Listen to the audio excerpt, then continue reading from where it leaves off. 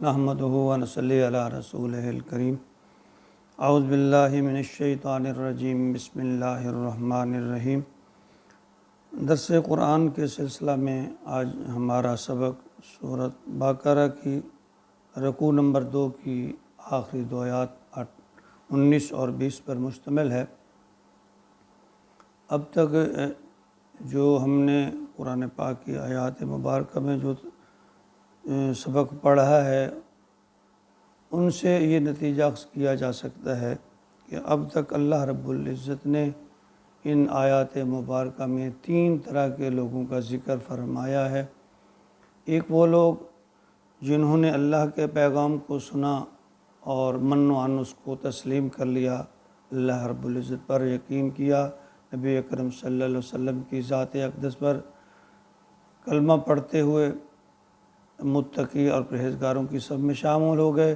اور دوسرے وہ لوگ جو اللہ کے پیغام کو نہیں مانتے، انہوں نے اللہ کے پیغام کو صاف جھٹلا دیا، وہ کافر، مفسد اور مشرک کہلائے۔ اور تیسرے نمبر کے وہ لوگ جو تھوڑی سی آسائش نظر آتی تو اسلام کی طرف ان کا جھکاؤ ہو جاتا، اور جب مشکلات پیش آتی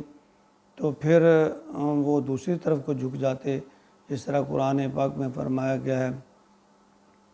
مذبذبین ہؤلاء ولا الی ہؤلاء، کہ وہ معلق ہیں، تذبذب کا شکار ہیں، نہ ادھر کے ہیں نہ ادھر کے ہیں۔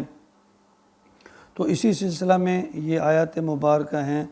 او کصیب من السماء فیہ ظلمات ورعد وبرق یجعلون اصابعہم فی آذانہم من الصواعق حذر الموت واللہ محیط بالکافرین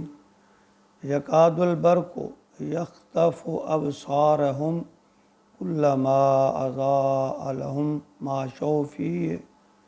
وَإِذَا أَظْلَمَ عَلَيْهِمْ قَامُوا وَلَوْ شَاءَ اللَّهُ لَذَهَبَ بِسَمْعِهِمْ وَأَبْصَارِهِمْ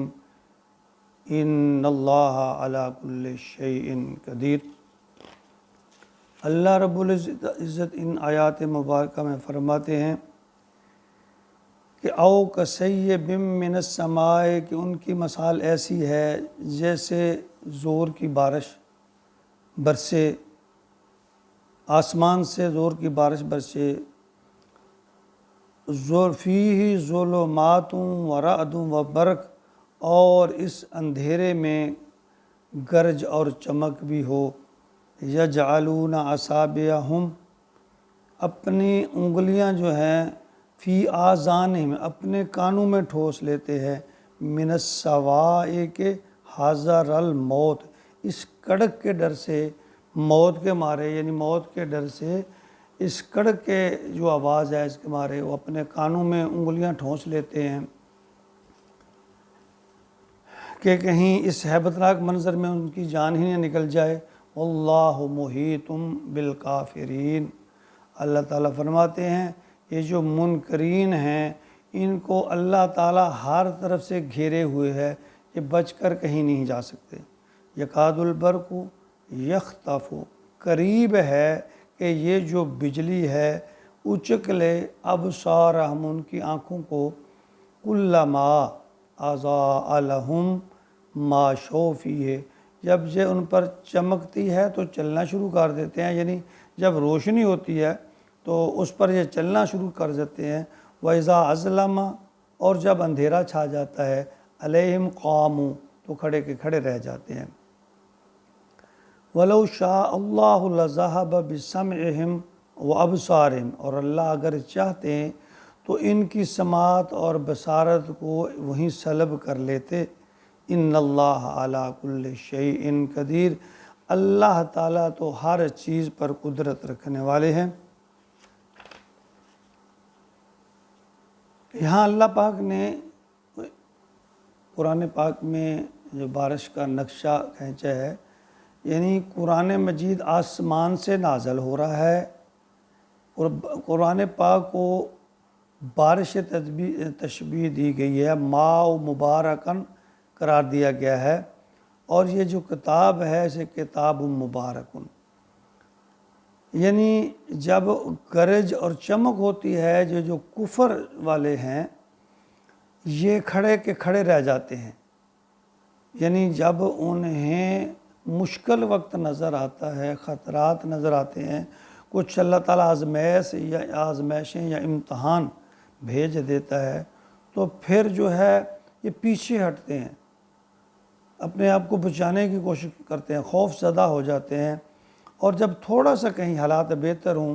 کوئی بریدنگ سپیس ملے تو پھر مسلمانوں کو کہتے ہیں ہم تو تمہارے ساتھ کھڑے ہیں، اور جب حالات بالکل پرسکون ہو جائیں تو پھر بڑے بلند و بانگ دعوے کر کے کہ ہم تو مومن ہیں، مسلمان ہیں، ہم تمہارے ساتھ ہیں۔ تو یہ اللہ کا بھی قانون ہے، اللہ تعالیٰ کسی کو فوری طور پہ کسی کی گرفت نہیں فرماتے۔ اللہ تعالیٰ کسی کے ارادے کو،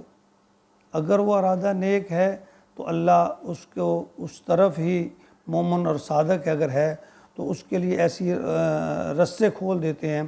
اس کے لیے رستے آسان کر دیتے ہیں، اور اگر وہ اپنے تعصب یا تکبر کی وجہ سے کفر کا رستہ اختیار کرتا ہے تو اللہ ان کے لیے وہ رستے کھول دیتے ہیں۔ اور جو بیچ میں لٹکے رہتے ہیں کہ لا الہ الا ولا الہ الا، اللہ تعالیٰ کسی پر جبر نہیں کرتے۔ اللہ تعالیٰ فرماتے ہیں اگر جبر کرنا ہے تو پھر امتحان کیسا؟ اللہ تعالیٰ نے انسان کو اختیار دیا ہے کہ راستے دونوں بتا دیے، نیکی کا بھی اور بدی کا بھی، اور پھر فرمایا تم ان میں سے جو اختیار کرنا چاہو تمہارا اپنی مرضی ہے، اور جان لو یہ رستہ اصلاح کا رستہ ہے، کامیابی کا رستہ ہے، اللہ کی رضا کا رستہ ہے، اور دوسرا رستہ اللہ کی ناراضگی کا رستہ ہے، ناکامی کا رستہ ہے۔ تو جس طرح کہا گیا کہ یہ دنیا آخرت کی کھیتی ہے، جو ہم یہاں بوئیں گے وہی کاٹیں گے۔ اللہ تعالیٰ ہمیں منافقت سے بچائے، اللہ تعالیٰ ہمیں صدق کے دل سے نبی اکرم صلی اللہ علیہ وسلم کے احکامات پر عمل کرنے کی توفیق عطا فرمائے، اور اللہ کے احکام پر چلنے کی توفیق عطا فرمائے۔ اسی میں ہماری کامیابی ہے۔ وما علینا الا البلاغ المبین۔